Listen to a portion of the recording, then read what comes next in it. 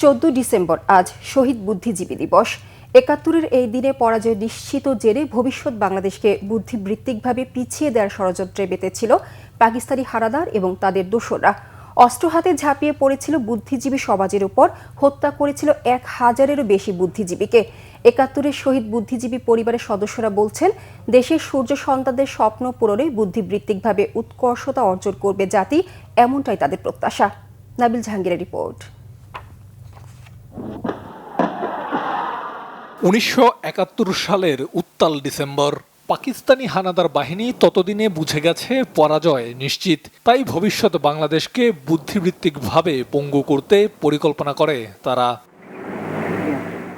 14 December এদেশের বরেণ্য শিক্ষাবিদ, চিকিৎসক, প্রকৌশলী, সাংবাদিক, শিল্পী, শিক্ষক সহ বিশিষ্ট ব্যক্তিদের বাড়ি থেকে তুলে নিয়ে গিয়ে নির্মমভাবে হত্যা করে পাকিস্তানি বাহিনী এবং আল বদর, আল শামস ও রাজাকারের মতো স্থানীয় দোসররা। শহীদ হন ডক্টর আলিম চৌধুরী, অধ্যাপক মুনির চৌধুরী, ডক্টর ফজলে রাব্বি, সিরাজ উদ্দিন হোসেন, শহীদুল্লাহ কায়সার, জ্যোতির্ময় গুহ ঠাকুরতা, মোফাজ্জল হায়দার চৌধুরী, অধ্যাপক আবুল খায়ের এবং সেলিনা পারভিন সহ হাজারেরও বেশি বুদ্ধিজীবী। সেদিন চোখের সামনেই বাবাকে তুলে নিয়ে যেতে দেখেন অধ্যাপক আবুল খায়েরের ছোট ছেলে রাশেদুল ইসলাম। সেদিন সকালবেলা আব্বা মর্নিং ওয়াকে বের হয়েছে আর কি, আম্মার গায়ের শালটা দিয়ে আর কি।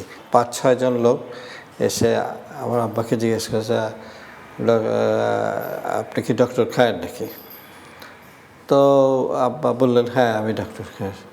তো এই কথা বলার সঙ্গে সঙ্গেই তা আম্মার যে গায়ের শালটা আব্বার গায়ে ছিল আর কি, সেই শালটা দিয়ে আব্বার চোখ বেঁধে ওখানে গেটের বাইরে মাইক্রোবাস ছিল, ওখানে উঠে নিয়ে যায়। প্রিয়জন হারানোর বেদনার পাশাপাশি বীর শহীদের আত্মত্যাগের গৌরব আজও ছুঁয়ে যায় পরিবারকে।